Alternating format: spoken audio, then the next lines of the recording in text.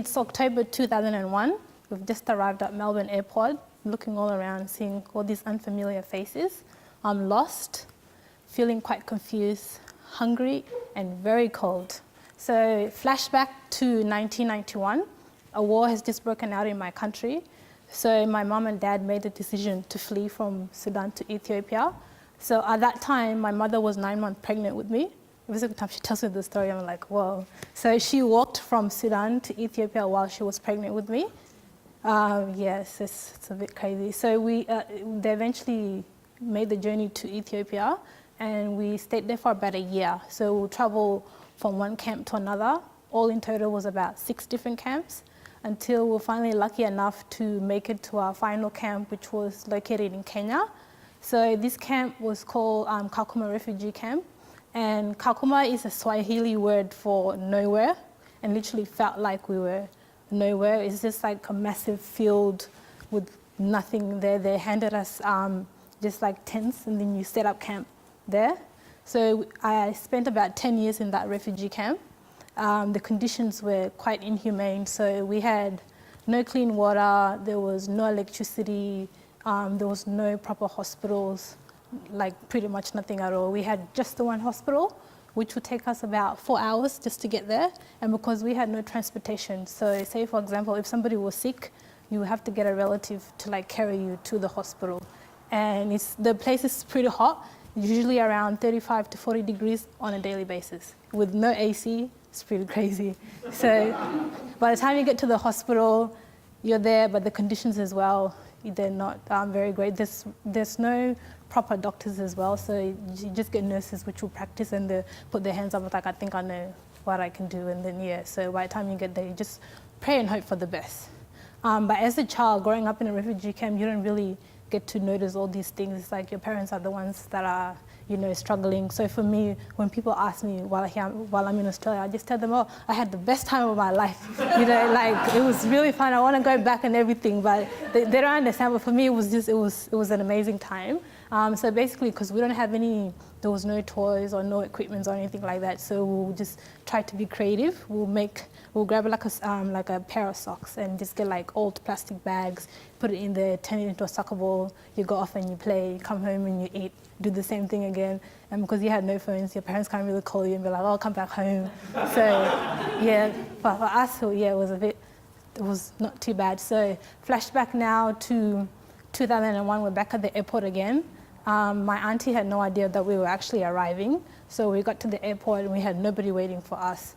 My dad has like an old notebook in his bag, and it was in his pocket, so he grabbed that out. My auntie's phone number was there, and he walked up to like some strange looking man. It was first time seeing a white person like for the first time ever. So I'm like, ooh, what a strange looking person. So yeah, so my dad walks to the guy, and then he points at his little notebook and just says, oh, you know, I'm trying to call somebody. So then he gets out his phone, hands it to my dad, and then he dials the number, doesn't go through, dials again, doesn't go through. But what we didn't realize, he was putting the area code that we normally use when you're outside of the country, as opposed to putting like just the 04 and calling the number.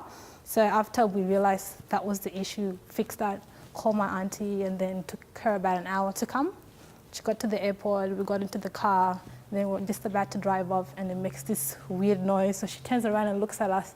We're like, okay, what's going on? And then she's like, oh, you got to put your seatbelts on. It's like, seatbelts. Okay, we'll do that. So many strange little things. So we put our seatbelts, get in the car, we drove home, and then we walked into her house, and for the first time seeing television as well. And I remember it was around 6 o'clock, so The Simpsons was on. And then again, some strange looking cartoons. I'm like, oh, so many colorful people, what's going on here? So we start watching The Simpsons, and like, you know, we felt safe and finally like a good environment where we finally have the bed and all these things, and just a lot of like little experiences that we never got to experience. Sometimes when you look back, you just laugh at yourself that, you know, the first time you're having a shower and you just turn on this thing. It's just a lot of, yeah. So life in Australia was good. 3 weeks, I started enrolling in school. So I was in grade 5, didn't really know how to speak the English. They just chuck you there, and I had like a teaching aide, or somebody would sit next to me. She was helping me. So I started off like learning my ABCs, 1, 2, 3 from scratch, and all the kids were there. And because I was not able to communicate, I found it quite difficult to make any friends. So I remember my first day during lunchtime, I went outside and I sat at the playground just eating my Nutella sandwich and couldn't really, communicate or play with anybody. So all I wanted to do was just to go home to my mum and for the day to be over. So that happened for a while, and then fast forward to grade 6, I finally slowly picked up the language, and I realized that I was good like in sports, playing basketball and running and things like that. So through that I was able to make friends, and they helped me out with the language while we played the sport. So I think that was the turning point for me, where I felt like I was finally being accepted into a country that I desperately wanted to be accepted in. And also I started, my year 6 teacher introduced us to footy. So I started watching, the football and became like a mad Collingwood supporter. So the first 3 grand finals that we lost against Brisbane, me and my brother actually spent the whole weekend crying, like every single year. we just kept crying. So I was like, yep, true Aussie, this is what it takes. Yeah, so it was an experience. Now I look back and I'm like, oh yeah, Collingwood, I can't believe I wasted my tears crying over you guys. But it was an interesting experience. So also because we had like a support system when we first came here, there were a lot of people that helped us out, like AIMS and the Asylum Seeker Resource Centre. So I felt like we were welcomed as opposed to some of the refugees or people seeking asylum that are in the country at the moment. Their life is a bit like more difficult. And I feel like after I finally have settled in Australia, like this is home, it's been around 17, 18 years. And then like with everything you see on the media now, we're just like starting all the way from scratch. So sometimes I somehow feel ashamed to even tell people I'm originally from South Sudan, even though I've never really been to the country until 2015 because I was born in a refugee camp, so I don't even know any of that. And then, so sometimes even when I'm walking, I'm just like, oh, people watching me, is something gonna happen to me? But I'm even more scared for my little brother. He's about 6'7", so tall kid. There's a day where I was, we went to Coles. I was in my pajamas, so I couldn't really be bothered to get out of the car. So I'm like, oh, can you just go and get some milk? So he gets out of the car, and then there's like 3 security guys that start following him around, asking him questions, but he's a really naive kid, so he had no idea what was going on. He's just responding, but doesn't really know.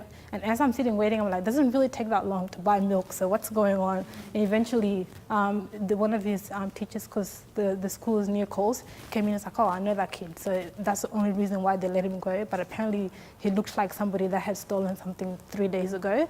And mind you, this kid is like an A+ student, former school captain, has never been outside of Melbourne, was born in Sunshine Hospital. So it's like an Australian citizen by birth, but people will never see that. It's just like, they just see him with his skin color, end of story, or they refer to him as a refugee, even though like that does not define him, but because he fits the description of what you see in the media, that's automatically what he becomes.